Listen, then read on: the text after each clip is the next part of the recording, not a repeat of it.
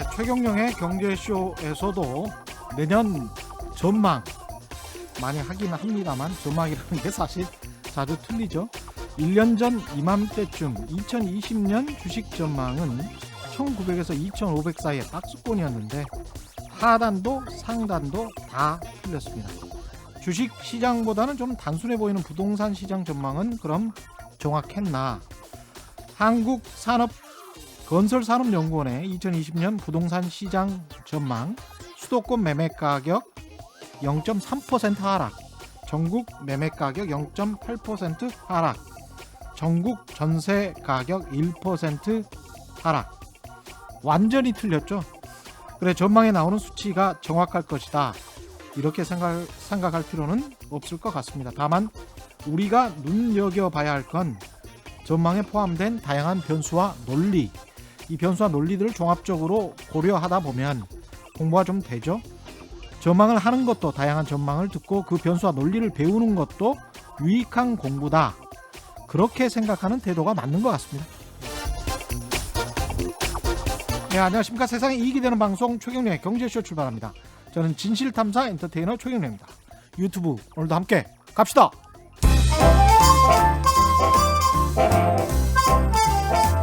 여러분, 선물을 가져왔습니다.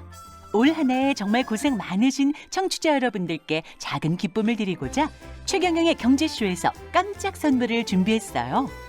다양하고 우수한 중소기업 제품이 소개된 같이 삽시다 홈페이지에 회원 가입하신 인증샷을 샵 9730으로 보내주시면 하루에 4분씩 선정해 쌀을 보내드리겠습니다.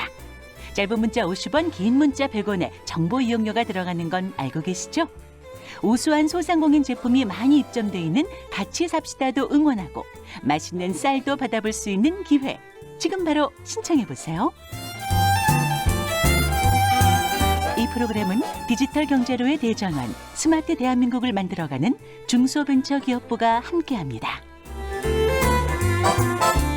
네, 최경영의 경제쇼, 소상공인 여러분들을 응원하는 특집, 오늘 크리스마스 날 마지막 행운이 돌아갑니다. 같이 삽시다 홈페이지에 들어가셔서 아이디를 만드신 다음에 로그인한 인증샷, 그리고 홈페이지에 대한 평가, 주소, 연락처까지 저희에게 보내주시면 쌀 10kg 보내드립니다. 네 분께 보내드리겠습니다. 그리고 정말 오랜만에 청취자 여러분들이 반가워하실 분 모셨습니다. 복잡한 부동산 정책, 그 다음에 개정된 세법들 때문에 헷갈려 하시는 분들 많은데요. 부동산 세법 전문가시죠? 세무법인 다솔의 안순남 대표님 나오셨습니다. 안녕하십니까? 네, 안녕하세요. 예, 이게 지금 거의 전국이 사실상 규제 지역이다. 강원도, 제주도 빼고 그렇게 말해도 되죠? 맞습니다. 예. 그러면 이제 규제 지역이 되면 세법이나 자기가 내야 될 세금이 좀 바뀌어지고 그렇게 되는 겁니까? 그리고 엄청나게 달라지죠. 예. 내년도에 바뀔 부동산 개정 세법도 있을 것 같고, 그래서 이런 거를 좀 중심적으로 알아보고요. 그 다음에 알아보는 도중에 또 굉장히 청취자 문자가 많이 왔어요, 미리. 그래서 그것도 좀 골라서 세무사님께 여쭤보도록 하겠습니다. 일단은 2020 세법 개정안이 지난 7월에 발표가 됐는데 이게 요즘 세무상담 많이 들어오죠? 많이 들어옵니다. 무슨 내용이 많이 들어옵니까? 거기에 대한 주택에 관한 것들인데요. 예. 이제 지금 보신 것처럼 이제 내년에 2주택 갖고 있다가 이제 1주택이 됐을 때 비과세 받는 것 개정된 것이 있는데 내년부터 시행되는 거거든요. 여기에 대한 질문이 제일 많은 것 같고요. 두 번째는 취득세 쪽이 중과세가 생각보다 부담이 크거든요. 중과세 관련된 내용. 그다음에 종부세가 6월 1일부터 이제 중과세율이 2배로 지금 올라가지 않습니까? 내년부터. 그래서 지금 세부담을 인터넷 사이트 같은 데서 본인들이 시뮬레이션으로 보통 계산을 해보시고 진짜로 이게 2천만 원 나온 사람이 5천만 원, 6천만 원 나온 게 맞냐 확인 전화가 주로 많이 오세요. 그러니까 세금이 올라도 10% 20% 오른 게 아니라 2배, 3배 이렇게 뛰어버리니까. 요새 인터넷으로 시뮬레이션 아닌 무료로 해주는 뭐 이런 게 있나 보죠? 세금 계산기가 다 지금 장착돼 있어가지고요. 이런 데서 많이 계산들을 해보시는 것 같아요. 계산해보고 이게 맞느냐? 실제로 이렇게 올라간 것이 맞냐? 안 믿겨지는 거죠. 그러면 사람마다 좀 그때마다 좀 다르긴 다를 거 아니에요? 나이도 그렇고 맞습니다. 조건이 주택 다 보유 다릅니다. 기간도 그렇고 지역에 예. 따라서도 다를 거고. 그러게 말입니다. 예. 예. 근데 이제 아까 가장 많이 물어보는 게 예. 1가구 2주택인데 네. 그걸 언제 양도하면 양도세가 어떻게 되고 이게 좀 다른가요? 어떻게 됩니까? 지금 우리가 1세대 1주택 비과세 규정은 좀 어떻게 보면 법을 심플하게 만들어줘야 되거든요. 1세대 간단하게. 1주택? 예, 예. 이거는 일반 국민들 누구나 적용되는 거니까 음. 좀 간단하게 만들어줘야 되는데 내년부터 적용되는 법이 어떻게 만들어지냐면요. 예. 1주택으로서 여러 채를 집을 갖고 있다가 예. 올해까지는 4채를 갖고 있다가 3채를 다 팔고 예. 한 채 남은 걸 다음 날 팔아도 괜찮고 그 비과세를 받을 수 있거든요. 아, 그렇습니까? 네. 그러니까 보유기간 계산을 예. 취득일부터 양도일까지 계산해서 2년이 넘으면 비과세예요. 올해까지는. 12월 네. 31일까지만. 근데 내년부터는 예. 만약에 세 채, 네 채를 갖고 있다가 예. 직전 주택을 팔고 난 다음에 음. 마지막 한 채 남은 집은 예. 2년 이상 보유를 해야 비과세를 받을 수 있는 거예요. 아. 그러니까 한 주택으로. 다주택자였다가 내년에 나머지를 다 팔았어요. 네. 그리고 한 채가 남았는데 그거는 그때부터 시작해서 2년을 보유를 하고 있어야 또 양도세 비과세를 받을 수 있어요. 그렇습니다. 올해는 4월 달까지 다 집을 세 채를 팔았는데 예. 마지막 남은 거를 4월 다음 날 팔아도 비과세인데 내년부터는 2021년 4월 달에 직전 주택을 팔고 나서 한 채가 또 남게 되잖아요. 예. 그거는 2년 후 2013년 4월 달에 팔아야 예. 2년 보유 기간을 충족한 걸로 봐준다. 이렇게 바뀐다는 거죠. 이게 비과세라는 게 완전 비과세는 아니죠. 9억까지는 비과세고요. 예. 9억 초과분은 이제 비례율로 일정 비례율로. 비율대로 예, 이제 세금을 내게 되죠. 예. 거주 기간을 이렇게 제한한 것도 네. 거주 기간을 준 것도 내년부터 적용되는 겁니까? 아니 그렇지는 않습니다. 그건 이제 장기보유 특별공제에서 나온 규정이고요. 예. 계속 막 헷갈려요. 아, 그건 아니고. 예, 이 거주 기간이 예. 작년까지는 예. 1세대 1주택 고가 주택에서 거주 기간 없이 80% 해줬고 예. 올해는 2년 이상 거주를 해야 80%를 또 해주는데 아, 1가구 1주택자도 1가구 1주택자도 아, 지금 말씀하시는 거는 1가구 다주택자 말씀하셨던 예. 거고. 요거는 고가 주택인데 예. 9억 초과분에 대한 장기보유 특별공제를 예. 예, 최대 80%까지 받도록 돼 있는 것에 대한 거주 요건이고요. 아, 예. 그렇군요. 그래서 이제 내년에는 또 장기보유 특별공제가 또 바뀌죠. 예. 예, 이제 1년에 거주 기간 4%씩 해가지고 10년 거주를 해야 40%, 음. 보유 4%씩 해서 40%, 합해서 80%를 내년부터는 또 해주는 거죠. 그러면 아까 말씀하시는 거 들어보니까 9억 이하에 관해서는 1가구 다주택자라고 할지라도 올해까지만 처분했다면 2년 이상 보유를 한 사람의 네, 경우는 예. 그러면 비과세를 해줬던 거네요. 그렇습니다. 예. 아, 예. 그런 거구나. 네, 네. 그러면 이런 물량들이 좀 나온다든가 또는 6월 1일까지인가요? 5월 말까지 팔면 5월 말까지 팔면 예, 이제 세부담이 조금 더 줄어들고 양도세 일반과세를 하겠다. 그거죠. 그렇지 않습니다. 그거 아니에요? 잘못하고 그것도 계시고. 잘못하는 거예요? 지금 현재 아유. 예, 다주택자에 관련해서 예. 1세대 2주택자는 10%가 중과세되고요. 예. 2주택자는 20%가 중과세되는데 예. 이것도 내년 6월 1일부터는 예. 2주택자는 20%로 3주택자는 30%로 올리겠다는 거거든요. 예. 그러면 이제 올해 최고세율이 42%에서 45%로 3%또 올라가잖아요. 아. 그럼 45%에다가 30%를 더해버리면 예. 75%가 되죠. 거기에 이제 지방소득세 7.5%까지 하면 82.5%라는 세율이 탄생하는 거예요.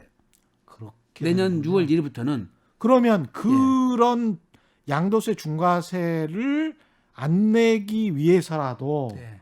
5월 말까지 다주택자들이 팔 어떤 물량 그건 아마 네. 이제 정부의 바람일 텐데 예. 그런 게 좀 있을까요? 어떻습니까? 그러니까 그거를 이제 출구 전략을 마련해 줘야 되는데 사실은 5월 말까지는 중과세를 안 하고 장기보유 특별공제를 좀 해주고 이렇게 출구 전략을 만들어야 되는데 지금 기존의 다주택 중과세 규정은 그대로 유지한 채 예. 5월 말까지는 그대로 중과세를 하고요. 6월 1일부터는 더 한 단계 더 높인다는 뜻이거든요. 아, 그러니까 그 지금 말이군요. 물량이 안 나오죠 지금. 5월 지금도, 말까지도 기존의 중과세 그대로 하고 예, 68.2%를 지금 중과세를 받잖아요. 6월 1일부터는 중중과세 이렇게 말하면 돼. 맞습니다. 그렇게 표현이 맞겠죠. 중중과세를 예. 하겠다. 예, 잘못 알고 계신 분들은 5월 말 안에 팔면은 예. 마치 일반 과세를 해주는 것처럼 잘못 알고 있는데 저도 일반과세 하는 줄 알았어요. 아니에요. 그냥 중과세 기존에 있던 중과세는 쭉 가다가 예. 이제 지금 6월 1일부터는 중중과세로 바뀌는 겁니다. 예. 아, 이게 자진몰이구나. 중중과. 예. 아, 그렇게 되네요. 예. 아, 그러면 이 부동산 시장 입장에서는 또 좀 전략을 다시 한번 생각을 해봐야 될 것 같은데 예.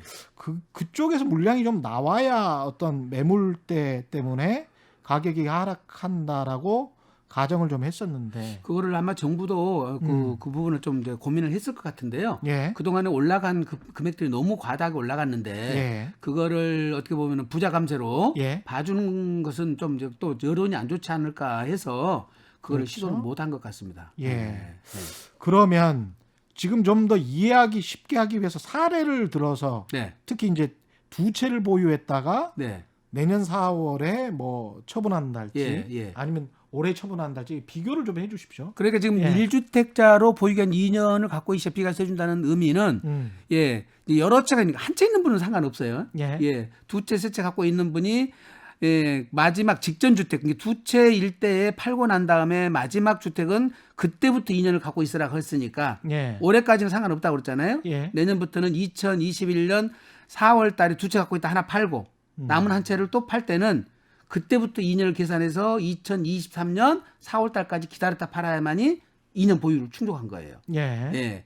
거기에 이제 조금 지금 현재 현행 유권 해석으로는 정확히는 안 나왔습니다만은 조정 대상 지역의 경우에는 보유 2년에다가 거주도 2년 해야 되는 거 아니냐는 게 시중에서의 얘기들이 있는데 저희들이 아직까지 예, 국세청이나 기획재정부에서 유권 해석은 없기 때문에 아, 그래요? 예, 보유만 2년 하면 되지. 예. 또 2년을 거주를 했는데 새롭게 또 2년을 살아가는 것까지는 너무 가혹하다. 저희들이 보기는 그렇거든요, 전문가들은. 근데 일반적으로 하도 요즘에는 타이트하게 해석을 하니까 예, 그 요건도 들어가야 되지 않느냐 하는 얘기들이 유튜브라든지 예, 블로그에서 많이 글들이 올라오더라고요. 근데 아직 직권 해석은 없다. 그건 유권에서는 아직까지 없습니다. 아, 예. 그래요? 거기는 너무 심하지 않느냐는 게 저희들 생각이고요. 예. 거기까지는 안 갈 거라고 보여져요. 예. 이 부분에 대해서 여러 가지 또 얘기가 많은데 예. 그러면 양도를 직전 주택을 했을 때는 그렇다 치고 예. 그거를 내가 안 팔고 증여해 볼 수도 있잖아요. 예. 또 기존 주택을 멸실해 볼 수도 있고 예, 또 용도 변경할 수도 있고 예. 그래서 한 채가 만약에 줄어들었다면 이 경우도 똑같이 2년을 가야 되느냐 사례가 너무 많아요. 다양하게. 이렇게 복잡하다는 거죠, 이게. 그래서 이런 유권 해석들이 하나하나 나오기 전까지는 예, 조금 전문가들도 상담을 조심해서 하셔야 되고요. 일반인들도 선택을 신중하게 하셔야 될 것 같습니다.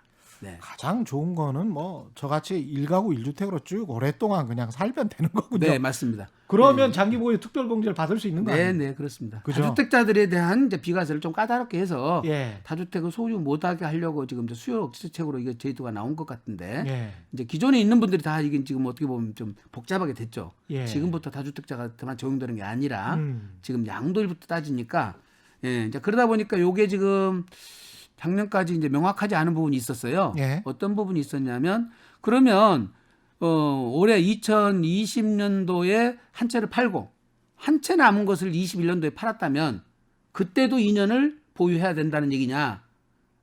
그렇게 해서 지금 예, 여러 가지 유권 해석이 없어가지고 설왕설래 했는데 이제 기획재정부에서 유권 해석 나온 건 아닙니다만 국세청에다 시달하기는 2021년 1월 1일 현재 2주택자 이상 갖고 있는 사람만 적용 대상이다. 이미 20년 이전에 팔아버리고 한 채밖에 없는 사람들은 21년도 1월 1일 이후에 바로 팔아도 상관없고 예.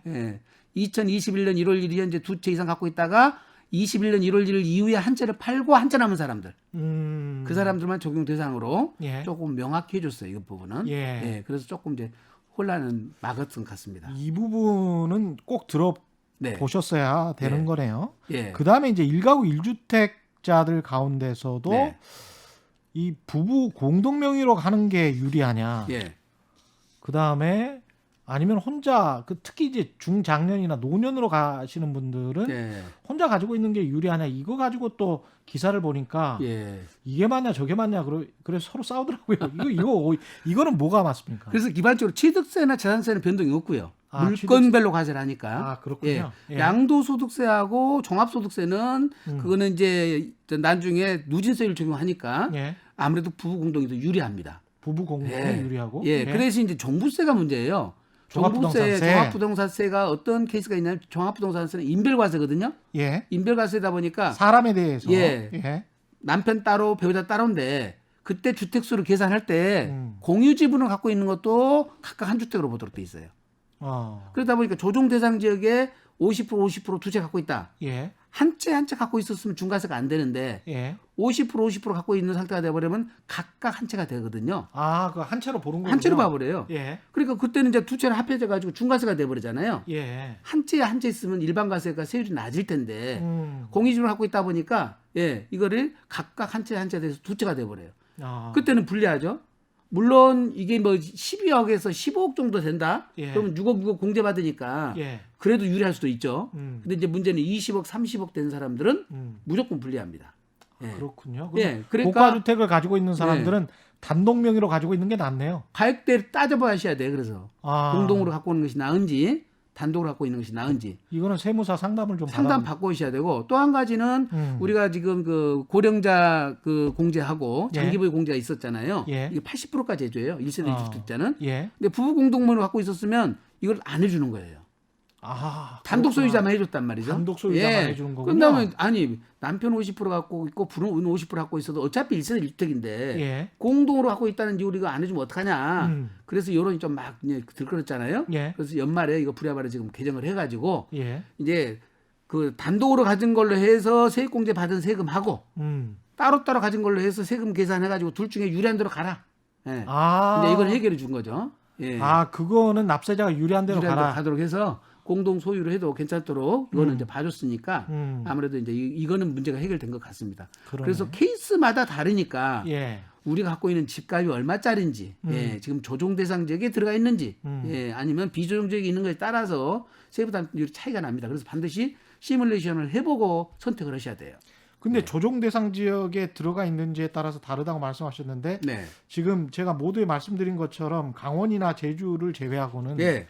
거의 모두가 조정 대상 지역이라고 할 수 있는 거예요. 맞습니다. 예. 네. 거의 어지간한 도시는 다. 이제 이번에 예. 36군데까지 추가로 지정을 했으니까 예. 아마 100군데가 넘었겠죠. 그럼 70군데. 뭐가 달라지는 겁니까? 조정 대상 지역. 조정 대상 지역에서 우선 이제 좀 기본적으로 정리를 하셔야 될 분들은요. 예. 1세대 1주택자는 지금 보유 2년밖에 안 되는 것이 거주 2년이 추가됩니다. 거주 2년이 예, 추가된다. 이거는 취득 기준을 따져요. 예. 취득 기준. 예. 내가 그러니까 주택을 살 때 조정 대상 지역이면 거주 요건 2년을 따져야 되니까 실수요가 안 될 것 같으면 이거는 내가 취득할 때 순종해야 되겠죠. 예. 두 번째는 일시적 1세대 2주택 따질 때도 일반 지역에서는 3년 안에 팔면 돼요. 근데 조정 대상 지역에 있는 분이 조정 대상 지역에 있는 집을 사면은 1년 안에 팔아야 되고 예. 또 이사를 가야 돼요. 1년 안에 팔면서 이사까지 가야 되고 이사를 안 가면 그것도 또 이제 혜택을 안 줘버려요. 그런 또 이제 이거 단점이 또 있습니다. 그 다음에 이제 다주택자가 중과세가 되는데 예. 다주택자 중과세는 아까 말씀드린 대로 지금까지는 10% 20%인데 예. 내년 6월 1일부터는 20% 30% 상향 조정돼 버리고요. 예. 또 하나 있는 것이 뭐냐면 이제 지금은 단기 양도락에서 세율이 40%밖에 아니에요. 주택이나 조합원 입주권은. 근데 지금 내년 6월 1일부터는 1년 미만은 70%. 1년에서 2년 보유는 60% 중과세가 돼 버립니다. 아, 지금 저도 들으면서 이게 받아 적을 수가 없기 때문에 네. 이거는 오늘 분은 두세 번씩 연말에 두세 번씩 그냥 들어보세요. 두세 번씩 유튜브로 들어보시면 그러면서 거의 좀 애우고 그다음에 세무 상담을 나중에 개별적으로 받으셔도 괜찮을 것 같습니다. 방금 이제 분양권 말씀하셨는데 분양권이 주택수에 포함하도록 하고 있는데 그 적용 시기가 지금 다른 겁니까? 분양권은 원래 조합원 입주권은 이제 주택수에 들어갔거든요. 양도소득세에서는 들어갔고 취득세에서는 안 들어갔는데 이번에 이제 분양권도 비과세와 중과세 규정에서 주택수에 다 카운트가 되도록 돼 있어요. 그게 이제 내년 2021년 1월 1일 이후 취득한 것만 해당이 됩니다. 그러니까 올해 이미 취득하는 것들은 주택수에 안 들어가고요. 내년에 새로 분양받는 받는 분들은 내 주택만 주택으로 보시면 안 되고 그것도 주택수에 카운트가 돼버리니까 그것도 중과세만 들은 거 아니에요. 비과세도 돼요. 아, 그렇습니까? 비과세를 판정할 때도 주택수 들어가고, 중과세 판정할 때도 주택수 들어가고. 어떻게 보면 유리한 점도 있겠습니다. 그때부터 나는 1가구 1주택자면 아니, 그건 또 분양권을 보유 아니죠. 분양권을 보유하다가 1세대 주택 비과세가 받으려면 주택으로 변환된 시점부터 2년을 따지는 거예요. 아, 또 그렇게 됩니다. 분양권 보유한 기간은 또 안 따져줘요. 안 따져줍니까? 이게 보유한 상태에서 다른 집을 팔 때 주택수의 카운트만 돼서 불이익만 있는 것이지 이익은 없어요. 착각하시면 안 됩니다. 주택수에 포함된다는 포함된다는 것이지 분양권 취득할 때부터 보유기간 계산을 해준다 이 뜻은 아니다 이 말씀이에요. 그럼 조합원 입주권은 아까 지금 주택수에 포함이 이미 2006년도부터 됐고요. 됐죠? 예, 분양권은 그동안에는 준공 떨어질 때까지는 예. 권리로 봐가지고 주택수에서 빠져 있었는데 예. 내년부터는 들어간다는 뜻이고요. 음. 지금 취득세에서는 이미 분양권도 2020년 8월 12일 이후 취득한 분양권은 그것도 주택세에 넣게 돼 있어요. 취득세는. 조합원 입주권이다. 그런데 이제 착공을 해서 네. 건물이 다 헐려버렸다. 네. 그런 거는 주택이 아니죠. 아니, 주택은 아니지만 주택 수에 들어간다고요.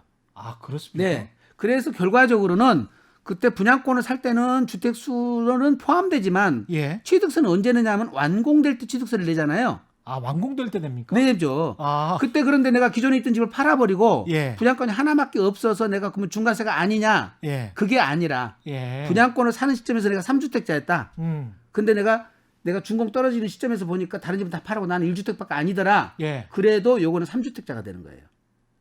아, 그렇습니까? 분양권 취득 시점에 주택수를 카운트를 하거든요. 아, 이게 굉장히 난해하고 어렵습니다. 그렇구나. 네. 역시 계속 아무리 들어도 사실은 저는 1가구 1주택이라 잘 이해가 안 되는데 예. 아, 계속 들어보셔야 될 것 같아요. 네. 그러면 1억 원 이하 소형 주택 뭐 네. 컨테이너 뭐 내가 추천에 조그마한 거 가지고 있는데 예. 이것도 주택수에 포함돼서 뭐 건보료가 올렸더라 이런 분들도 있거든요. 주택수 계산이 예. 세법마다 다 달리 돼 있으니까 이게 어렵다는 겁니다. 이제 지금 예. 통상적으로 소형주택이라 해서 빼주는데 예. 이 양도소득세 중과세 규정에서는 예. 소형주택 1억 8천만 원짜리 갖고 있고 만약에 3억짜리 갖고 있다. 예. 그럼 8천만 원짜리를 팔 때는 중과세를 안 해요. 음. 근데 3억짜리를 팔 때는 이 8천만 원짜리가 주택수에 들어가서 2주택 중과세를 먹어요. 예. 이게 본인 소형주택은 중과세를 안 먹지만 예. 다른 주택을 팔 때는 주택수는 들어가 버려요. 음. 근데 이제 취득세 편에서는 8천만 원짜리 집이 있으면 8천만 원짜리 살 때도 중과세를 안 하고 요놈 갖고 있는 상태에서 다른 주택을 팔아도 중과세를 안 하고 예. 이게 지금 아예 취득세를 빼주죠. 예. 근데 비과세 규정에서는 이것도 다 주택수에 또 들어가요. 이게 지금 내가 뭘 판정했냐에 따라서 달라지니까 예. 지금 여기 소형주택은 괜찮다 하니까 그게 지금 말씀드리면 취득세 쪽에서는 보유, 양도, 취득 다 괜찮잖아요. 예. 근데 중과세 규정에서는 이걸 팔 때는 중과세를 안 먹고 예. 다른 집을 팔 때는 주택수에 또 들어가죠. 아. 비과세는 요놈 팔 때도 영향을 받고 갖고 있어도 영향을 받고 다 달라요. 그러니까 어떤 법이 적용되냐에 따라 달라지는 거를 이번에 소형주택은 빼주더라 하고 누가 와서 들었어요. 근데 뭘 빼준다는 걸 못 듣고 지금 말씀드린 취득세 쪽에서 빼준다는 건데 아. 중과세 쪽에서 빼준 줄 알고 이거를 갖다가 소형주택 갖고 있는 상태에서 5억짜리 팔아버리는 거예요. 그럼 중과세 먹어버리잖아요. 이게 완전 지뢰밭입니다. 이게. 그러니까 취득세, 양도세, 보유세 이게 다 달라요. 세법이 다르기 때문에 네, 네. 그리고 뭘 중과세하고 뭘 비과세하는지 각기 다 다르기 때문에 각 세법마다 따로따로 알아봐주고 전문가한테 상담받으셔야지 종합부동산세는 그것도 재해주해주는 규정이 없어요. 모두 주택세에 포함돼 버려요. 다 들어가 버려요. 그렇군요. 예. 아, 그러니까 이게 명확하게 되네. 그러면 예. 취득세, 양도세, 보유세 예. 각각 세법이 다르고 각각 주택수에 따라서 또 비과세나 뭐 이런 게 중과세 되는 게 다 다를 수가 있다. 네.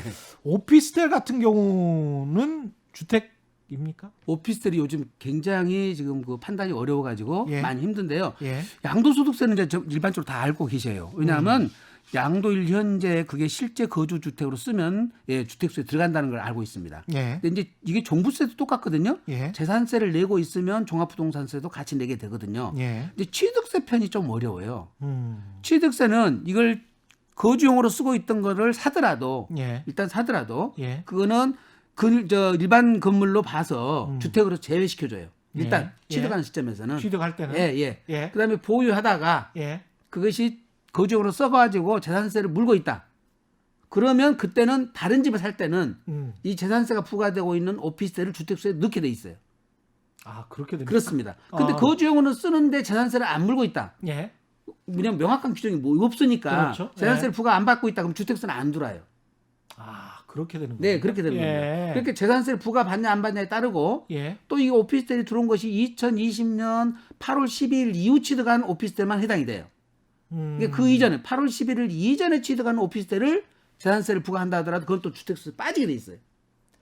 아, 그러면은 오피스텔에 네. 임차인이 들어왔을 때 뭐 가능하면 뭐 어떻게 등기나 확정일자 안 해주세요. 그 말이 네, 주민등록 옮기지 마라. 그게 이런 이제 것들은 재산세를 부과받지 않기 위해서 그러는 거죠. 거주용으로 썼다는 것을 안 썼다고 이제 그걸 하기 위해서 예, 사실관계가 확인 안 되기 위해서 이제 그렇게 예, 하는 거군요. 그런 식으로 많이 하는 거죠. 집주인들은 그렇게 네. 하는 것이고 임차인들은 대신에 세금이 아니고 우리 세부담을 조금 덜기 완화시켜주려고 위해서 그렇습니다. 위해서 월세 같은 거를 네. 완화시키기 위해서. 근데 대신에 만약에 그 집이 넘어가거나 그럼 보호는 못 받는 거 아니에요? 그렇습니다. 근데 중요한 거는 아. 지금 지방세 쪽은 예. 일일이 세무조사를 다 하질 않기 때문에 세부담 예. 차이가 많이 안 나기 때문에 일일이 조사 안 합니다. 예. 이 지방세 쪽은 단속이 심하지 않기 때문에 그냥 넘어가지만 국세 쪽은 세무서에서 오피스를 갖고 있다 그러면 실제 주거용으로 썼는지 안 썼는지 사실관계 다 확인해요. 그래서 그것 때문에 걸려서 세금이 몇 억씩 내는 분이 굉장히 많습니다. 이게 오피스텔 인력자 때문에 세금 4, 5억 내는 분도 있으니까 예. 절대 방심하시거나 너무 안일하게 생각해서 그 세입자가 주민등록 안 옮겨놨으니까 확정일자 안 받아놨으니까 예. 나는 괜찮겠지 그렇게 생각하시면 절대 안 되고요. 아, 또 특히 이제 예. 거기다가 일반 사업자로 등록해놓고 예. 부가가치세를 내는 분이 있어요. 실제 세입자 살고 있는데 예. 위장으로 그것도 다 걸립니다. 어. 예, 그렇게 하면 또 괜찮다고 누가 또 상담해 주신 분들이 있는데 예. 절대 괜찮지 않습니다. 그렇군요. 네, 예. 조심하셔야 됩니다. 네. 그거는 사실 불법인 거잖아요. 불법이죠. 예, 그건 사실 불법이죠. 예. 불법이죠. 예. 그 주택임대 사업과 관련해서 예. 요거는 주택임대 사업자들은 세제 혜택이 아직은 있죠. 지금 요것 때문에 제일 많이 혼란스러워 하시는데요. 예. 이제 세제 혜택이 소득세법에서 나오고 종부세에서 나오고 음. 조세특례제한법에서 나와서 세 군데서 나와요. 예. 이제 그러다 보니까 이게 민간 임대주택 특별법에 관한 부분은 단기 4년, 8년, 장기 8년 이게 두 가지 있었거든요. 예. 근데 이제 단기는 아예 없애버렸어요. 예. 그리고 장기 8년은 아파트만 없앴어요. 음. 나머지 단독, 다세대, 다가구, 다중주택은 연립 다 남아 있는 거죠. 이거는 가능한 거죠. 예. 예. 그런데 그거를 이제 지금 8년짜리를 10년짜리로 연장시켜 놨어요. 이게 예. 장기라고 하면 옛날에는 8년이었는데 지금은 10년이다. 음. 그래서 비조정 대상지역에 있으면 세제 혜택을 다 받을 수 있고요. 예. 조정 대상지역에 있는 것을 취득한 경우는 다주택 중과세하고 종부세 요 혜택을 못 받는 거예요. 어. 예, 지금은. 예. 그리고 2018년 9.13 조치 이전에 갖고 계신 분들, 그분들 지금도 갖고 있어요. 예. 근데 그걸 임대 등록을 안 하시고 보유하고 계시는데 세제 혜택이 다 없어졌다고 지금 등록을 안 하시는데 지금 등록을 하셔도 지금 말씀드린 아파트를 빼고 예. 10년짜리 하면 다주택자 중과세 배제 받죠. 예. 종부세 합산 배제 받죠. 예. 그다음에 거주주택 비과세 특례 받죠. 음. 다 적용받을 수 있습니다. 어. 세제 혜택이 살아 있는데 이걸 지금 모르고 있고요. 그다음에 이제 올해 2020년 12월 말까지 세제 혜택이 뭐가 있냐면 국민주택 규모 이하로서 예. 예, 공시 가격이 일정 미만인 주택들은 장기보유 특별공제를 최대 70%까지 해주거든요. 예. 10년 이상이면. 예. 그 세제 혜택은 매입의 경우는 올해 연말 안에 끝내거든요. 10월 말 안에 등록을 하면 예. 그것도 세제 혜택을 받아요. 어. 근데 등록을 안 하고 계셔요, 지금. 모르시고. 다 끝난 줄 알고 계셔요. 아. 끝난 게 아니다 이 말이죠. 단기가 없어지고 예. 아파트만 없어졌다는 것이지 다른 주택들은 아직도 세제 혜택은 있다. 그리고 전문가들한테 좀 상담 받으셔가지고 예. 지금 주택수 여러 개 갖고 계시고 있는데 하셔야 되고 또 4년으로 해서 지금 4년 의무기한을 충족시켜 버렸잖아요. 예. 그러면 자동 말소돼 버려요. 자동. 그러면 4년 의무기한을 충족시킨 분들은 네. 가령 뭐 2016년에 네, 했다. 임대사업자 그렇습니다. 등록을 했다. 네. 선제적으로 했다. 이분들이 자동 말소가 되거나 네. 아니면 가서 뭐 나는 이제 임대사업자 그만할래. 네. 이렇게 하신 분들 같은 경우 그분들의 물량이 나올 가능성도 있습니까? 근데 자동 말소 되신 분들은 예. 지금 다시 재등록을 해서 10년짜리 등록을 하면 예. 여전히 세제 혜택 그대로 받는 거예요. 아, 다시 받을 수 있고. 있어요. 예. 자동 그러니까, 말소가 되면 예, 자동 말소 된 사람들이 내가 다시 등록을 할 것인지 그냥 말아볼 것인지를 챙겨 보셔야 되고요. 예. 그다음에 자동 말소 됐다 하면 나는 4년 채우고 자동 말소 되는데 세법에서는 5년을 채워야 되거든요. 예. 그러면 1년 간격이 생겨 버리잖아요. 예. 그런데 국가에서 자동 말소 시켰기 때문에 강제로 그런 경우는 4년만 하고 했더라 하더라도 세법상 5년 충족 한결로 봐서 예. 중과세를 안 하는데 자동 말소자는 양도 기한을 언제 양도하더라도 중과세를 안 해요.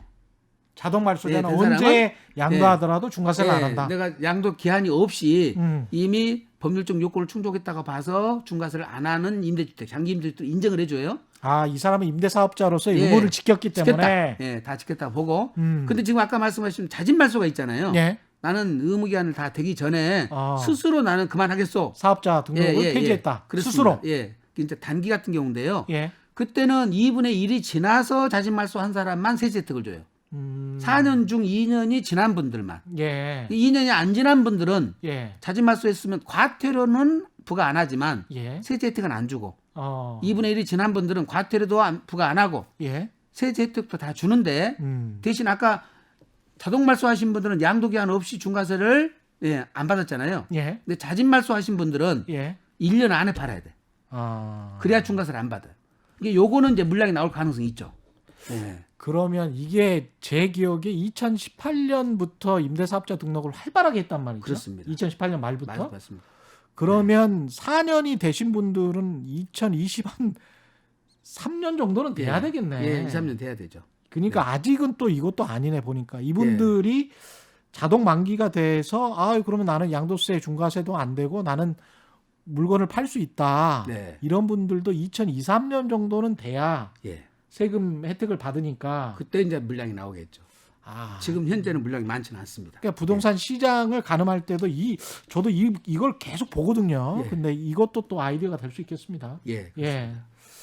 알겠습니다. 그 다음에 굉장히 좀 질문이 문자가 많이 와서 그 문자 위주로 좀 소개를 드리겠습니다. 휴대전화 끝자리 5690님입니다.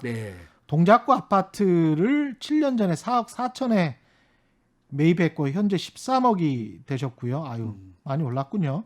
이거는 이제 부인 명의시고요. 실제로는 근데 이제 제 월급 가지고 매입을 했습니다. 나이도 있고 해서 5년 정도 더 거주한 후에 낙향할까 생각하는데 지금이라도 공동 명의를 할까요? 증여세가 혹시 나오나요? 이렇게 되면 그 전업주부인데 제 나이는 64세, 제 아내 나이는 60세입니다. 이렇게 말씀하셨습니다. 지금 현재 제가 보기에는 앞으로 5년 거주를 한다면 10년 거주를 다 채우시거든요. 그러면 9억까지는 안전비과세, 9억 초과분만 이제 지금 일부 세금을 내시는데 장기 보유 특별공제를 80%까지 받아버리니까 요게 한 15억 정도 간다 했을 때의 양도소득세가 한 1,000만 원, 2천만 원도 안 되거든요. 15억 간다 했을 때. 근데 지금 현재 증여를 받다면 6억까지는 증여세는 없죠. 그렇죠. 부부끼리니까. 네, 부부끼리는 상관없는데 근데 취득세는 내야 돼요. 그렇습니까? 공시가격의 4% 정도를 내야 되는데 이게 13억이다 그러면 지금 8억 정도라고 치면 이제 그럼 4억 정도에 대한 취득세 4416 1,600만 원을 내시는데 자 조심할 것은 아까 취득세 중과세 한다고 그랬죠? 근데 취득세 중과세는 취득할 때 매매로 취득한만 중과세라는 거 아니라 증여로 취득해서 중과세를 해요. 그렇습니까? 네. 근데 조정 대상 지역에서 2주택자부터 중과세를 하니까 이분은 질문상으로 보면 1주택자니까 그거는 1주택자가 배우자 간에 직계 존비속 간에 증여하는 것은 취득세를 중과세를 안 해요. 집 한 채 있는 사람은.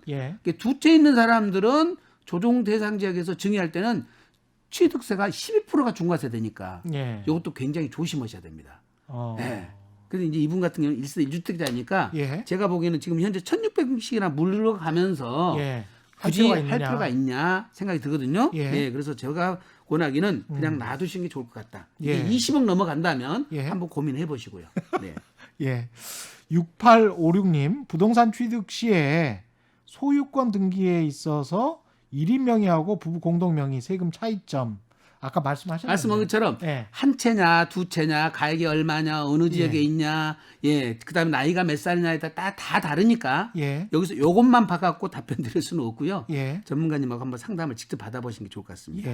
8291님 같은 경우는 부산에 거주하는 청취자인데요. 17평 아파트에 살다가 팔리지 않아서 세를 넣고 33평 아파트로 이사 온 지 20년이 됩니다. 어쩌다 보니 10여 년 전에 지방에 13평짜리 아파트를 또 사게 돼서 집이 세 채가 됐습니다. 세 채 가격 합해도 4억이 안 되는데 이제 두 채 집을 정리하려고 합니다. 어떤 것부터 팔아야 될까요? 양도세는 어느 정도 될까요?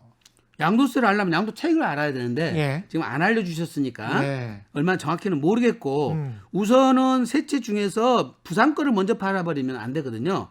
제가 보기에는 13평이 부산이 아닌 것 같아요. 예. 이제 기타 지방이니까 이거는 그렇죠. 중과세가 안 되니까 예. 무조건 요놈부터 처분하시는 게 좋을 것 같고, 요거 좀 제일 안 올랐을 것 같고요. 예. 두 번째는 17평짜리가 아무래도 덜 올랐을 것 같고요. 예. 요게 아까 말씀드린 대로 소형주택 공시가격 1억 이하짜리는 예. 중과세를 안 하거든요. 예. 일반 과세니까 17평짜리를 먼저 처분하시면 마지막에 지금 거주주택 33평짜리가 남잖아요. 예. 요걸 지금 마지막 처분해서 비과세를 받는 게 좋지 않을까 싶은데, 예. 요거는 정확하게는 지역을 다 알아야 되고 예. 양도 차익을 다 알아야만이 예. 세액 부담을 비교를 해서 정확히 판단을 해드릴 수가 있어요. 일반적인 제가 말씀을 하는 겁니다.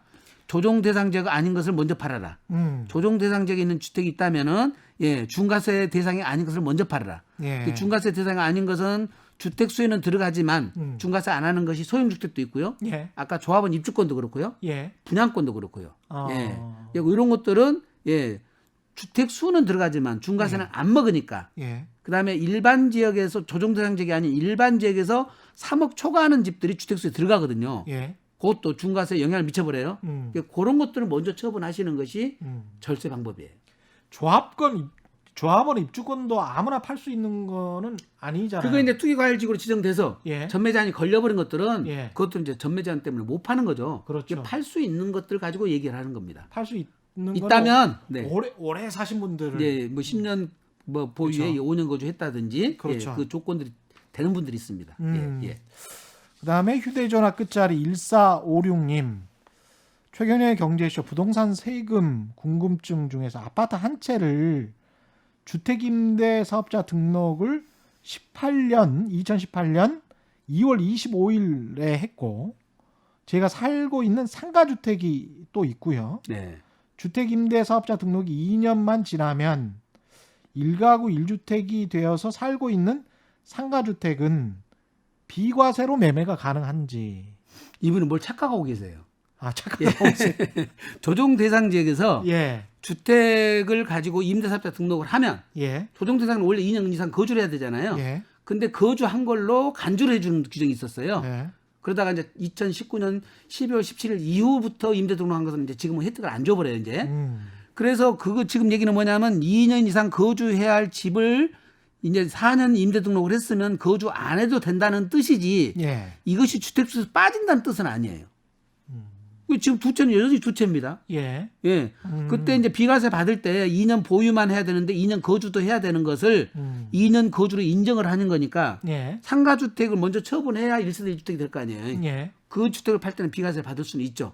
어. 그래서 이분은 지금 임대 등록을 4년 했다고 그래서 예. 이게 주택수에서 빠지는 걸로 알고 있는데 주택수도 안 빠진다. 주택 잘못 알고 계신 거다. 좀 정확한 상담을 다시 받아보셔야 될 것 같습니다. 6607님. 네. 2023년 입주를 앞두고 있는 비규제 지역 수도권에 아파트 2채가 당첨됐습니다. 일단 축하드리고요. 네. 내년 6월 전에 파는 게 양도세를 더 적게 내는 건지 이제 다주택자 말씀하시는 거네. 이제 분양권 자체가 이제 주택수에 들어가면서 또 세율이 현재는 조정 대상 지역에 있는 분양권은 세율이 50%예요. 근데 내년 6월 1일부터는 조정 대상 지역이든 비조정 대상 지역이든 1년 안에 팔면 70%, 1년 넘어가면 60%예요. 분양권이. 예. 세금이 세지죠. 예. 근데 올해는 조정 지역 때만 50%고 예. 조정 대상 지역이 아닌 것은 예. 지금은 이제 세율 자체가 1년 미만 보유, 2년 미만 보유에 따라서 세금 달라지거든요. 그러니까 6월 1일 이후에 팔았다는 큰일 나는 거죠. 못 팔아요. 60%니까. 이 비규제 지역이라고 하면은 조정 대상 지역이 아니라는 뜻이죠. 아닌 것 같습니다. 예. 근데 지금 여러분들이 잘못 아시고 있는 것 중에 하나가 다주택자 중과세 규정은 조정 대상 지역에 있는 주택만 중과세예요. 분양권은 2021년 6월 1일부터는 조정 비조정 따지지 않고 1년 미만 보유하면 70%, 1년 이상 보유하면 60%인데 2년 10년을 보유해도 60%라고요.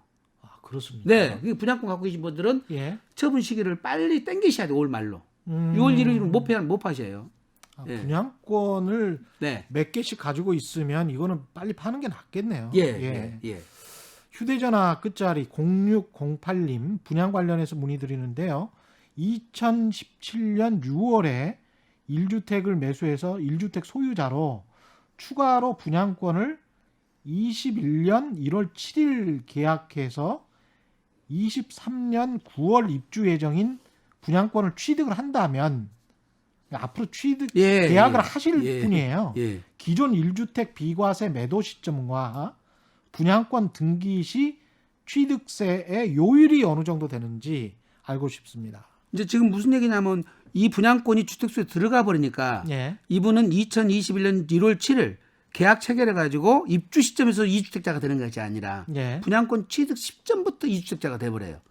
대신 이 분양권을 취득했다고 해서 바로 비과세가 배제되는 것이 아니라 예. 1세대 1주택처럼 예. 3년 안에 팔면 비과세. 예. 실수의 목적이면 또 비과세 주는 규정이 생길 것 같아요. 예. 그거는 내년 이제 2월 달에 확정되겠지만 그렇게 비과세를 받는 거고 그다음에 조정 대상 지역에서 조정 대상 지역의 분양권을 취득을 했으면 1년 안에 준공 떨어지고 1년 안에요. 1년 안에 기존 주택을 팔아야지 중과세를 면합니다. 근데 요게 지금 분양권 산 곳이 조정 대상 지역이 아니고 그때 비조정 지역으로 풀려버리면 그때는 또 중과세는 아니에요. 예. 대신 일시적 1세대 2주택이면 일반 과세를 받을 수는 있다. 예. 그 둘 중에 하나를 지금 먼저 파신다고 그러니까 예. 제가 기존 주택을 처분했다면은 나중에 요거는 일반 과세로 중과세는 안 받을 수 있을 것 같습니다. 예. 근데 양도 시기가 제한이 있으니까 예. 그거 꼭 전문가한테 상의하셔야 돼요. 이거는. 예. 네. 0706님 1가구 2주택인데요. 첫 번째 주택을 2001년 9월에 구입했고 두 번째 주택은 2002년 7월에 구입했습니다. 두 번째 주택 매도 시에 세금 관계가 궁금하고요. 매입가가 1억 800, 현재 시세는 3억 정도입니다. 아니면 증여로 할 때는 세금이 어떻게 되는지도 궁금합니다. 이렇게 말씀하셨습니다. 예. 질문이 이제 이렇게 하시면 저보고 점치라는 거거든요. 지금 아까 보신 것처럼 집이 어디가 있는지를 알아야 되고요. 예. 그렇죠? 그다음에 양도 차익이 어떻게 생긴지를 알아야 되고 예. 어떤 집을 누가 누구한테 주는지를 알아야죠. 예. 예. 이런 요건들을 하나도 지금 모르기 때문에 답변이 참 어렵습니다. 그래서 만약에 이거를 알려면은 지금 말씀하신 것처럼 이 주택이 어느 지역에 소재하는지 예. 그게 조정 대상 지역인지 아닌지 예. 양도 차익은 얼마나 났는지 예. 그다음에 지금 말씀하신 증여자는 누구고 수증자는 누군지 관계를 알아야 되고요. 이런 요건들을 다 알 때만 이건 가능합니다. 네. 예. 개인적인 정보를 다 알려드리기가 좀 어려워서 아무래도 방송이다 보니까 그럴까요? 그러신 것 네, 개인적으로 한번 같은데, 전화를 드려가지고 예, 상황을 세무 상담을 직접 하겠습니다. 받으시는 수밖에 없을 것 그렇습니다. 같습니다. 이렇게는 질문하시면 예. 할 예. 수가 없습니다. 예. 4821님 마포 A 아파트를 2006년에 사서 10달 살다가 전세를 주고 다른 곳에 전세 살다가 대구에 거주주택으로 B 아파트를 2010년에 구입했습니다.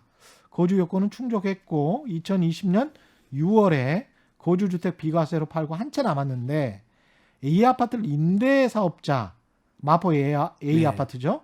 임대사업자 등록 자진 말소하고 팔면 양도세 혜택을 받을 수 있는지요? 아까 그 말씀이네요. 야, 예. 이거는 굉장히 중요한 얘기인데요. 예. 지금 무슨 얘기냐면 대구 집을 팔면서 비과세를 받았다는 거거든요. 예. 물론 지금 2분의 1이 지나서 자진 말소를 하면 예. 지금 현재 이 집을 5년 안에 팔면 세제 혜택을 받거든요. 예. 기존의 대구 아파트를 비과세 받은 것을 추징당하지 않는다는 뜻입니다. 어. 그다음에 이제 이 집은 중과세를 안 받는 거죠. 당연히 1세대 1주택이니까. 추징도 받을 수 있습니다. 그렇습니다. 근데 이제 제일 중요한 것은 뭐냐면 예. 대구 집하고 지금 마포 집하고 보유 기간을 두 채 갖고 있는 상태. 예. 그 상태에서 발생한 마포 집의 양도 차익은 비과세가 안 돼 버려요. 그럼 이제 대구 집은 지금 매매 차익이 2억이고 예. 여기는 지금 현재 2억 5천을 사가지고 9억 5천이니까 7억이 양도 차익이 났잖아요. 예. 그럼 대구 거는 2억을 비과세 받는 대신에 마포 거 7억 나는 것이 비과세가 안 돼 버리는 거예요. 지금 이 거꾸로 비과세를 받았잖아요. 그러면 예. 대구 거는 세금을 내고 마포 거를 비과세를 받아야 되는데 이 분의 경우는 비과세 받은 대구 거를 철회해서 세금을 내고 예. 예. 이거는 철회해서 세금을 내는 방법도 있습니까? 지금 그 국세청에서는 안 된다고 해석을 하고 있는데 예. 제가 보기에는 그건 선택적으로 해야 돼요. 왜냐하면 내가 불리한 선택을 했잖아요. 지금 의사결정을 잘못했잖아요. 아이고야. 그다음에 예. 자진 말소를 되더라도 나는 비과세를 안 받겠어 하고 대구 것을 세금을 내시고 마포 것을 비과세를 받는 것이 유리하거든요. 아. 이건 전문가한테 상담을 받으셔야만 되는데 저희한테 상담을 하시기를 잘했네요. 반드시 예, 대구 것하고 세금 비교를 해보시는데 대구 것이 아마 양도 차익이 더 적었을 거예요. 그러니까 적은 것을 비과세 받고 많은 것을 세금 내는 꼴이 됐잖아요. 그렇네요. 예, 그러니까 지금 장기 임대주택에 대한 비과세의 그것이 허점이에요 지금. 내가 거주하는 집들은 비과세를 해주지만 예. 같이 보유하고 있는 기간에 장기 임대주택에 발생한 양도차익 비과세를 배제해 버리니까 예. 두 채 다 안 해주겠다는 거잖아요. 그럼 둘 중에 양도차익 큰 거를 비과세를 받아야 맞죠. 아, 이게 순간의 선택이 이렇게 크게 차이 납니다. 예. 일반인들 잘 모르고 계시거든요. 예. 네.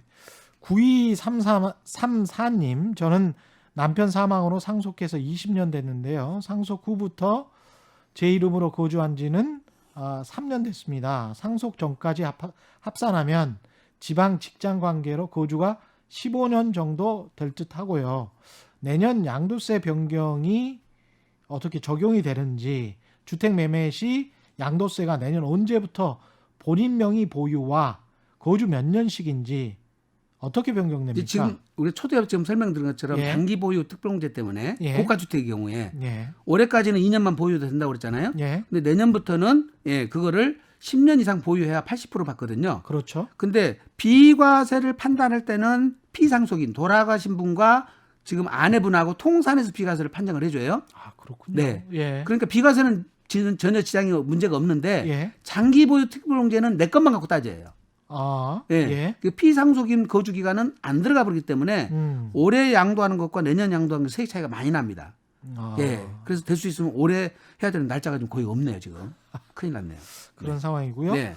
3529님, 아니면 이제 계속 사시든지. 네. 예. 계속 사셔야죠. 예. 10년 채우셔야죠. 그렇죠. 네. 예. 3529님 질문합니다. 재건축 단지에 남편과 아내 이름으로 2주택을 가지고 있습니다. 현재는 2주 상태로 재건축 후 2주택을 분양받아서 부모님을 모실 계획이 있습니다. 그런데 분양 후에는 공동 명의로 가야 된다고 하는데 그렇게 되면 종부세에서 절대적으로 불리한데 현재처럼 부부가 따로따로 명의를 가지고 갈 수는 없는 건가요? 아까 그 말씀이시네요. 네. 또 맞습니다. 이것도 이분도. 예. 예. 지분을 갖고 있다 보니까 두 채가 돼 버린다는 거죠. 예. 예. 그거는 예. 방법이 있긴 있는데요. 예. 요거는 방송에서 저희들이 말씀드리기가 조금 그렇습니다. 좀 그렇다. 네, 예. 이거는 이제 좀 케이스마다 다 다르기 때문에 예. 개인적 상담을 받으셔야만이 예. 전문가로부터 이것은 해법을 찾을 것 같아요. 한 1분 정도밖에 안 남았는데 일반적으로 2021년 세법 이렇게 변한다. 네. 꼭 이 점만은 유예라. 한 번만 더 정리를 좀 해주십시오. 어쨌든 간에 올해 1월 1일부터 달라지는 세법도 많지만요. 예. 6월 1일부터 예. 세부담이 엄청 늘어납니다. 음. 그러니까 의사결정을 하시려면 5월 말까지 결정을 하셔야 되고요. 예. 지금 모든 부분 취득, 보유, 양도 부분 모두의 중과세가 되니까 예. 갖지도 말고 사지도 말고 팔지도 말하는 거니까 어떻게 해야 될지 여러분들이 지혜를 다 짜봐야 될 것 같습니다.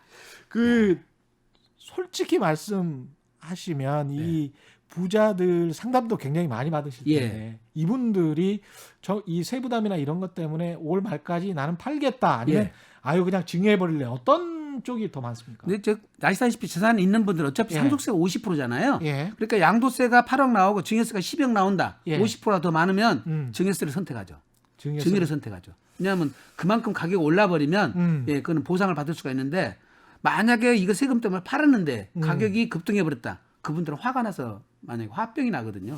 그거는 못 참을 것 같습니다. 네. 알겠습니다. 오늘 말씀 감사하고요. 네. 세무법인 다솔 대표이신 안순남 세무사와 함께했습니다. 고맙습니다. 감사합니다. 네, 최경영의 경제쇼 여기까지였습니다. 저는 KBS 최경영 기자였고요. 다음 주 월요일 4시 5분에 다시 찾아뵙겠습니다. 지금까지 세상에 이익이 되는 방송 최경영의 경제쇼였습니다. 여러분 메리 크리스마스.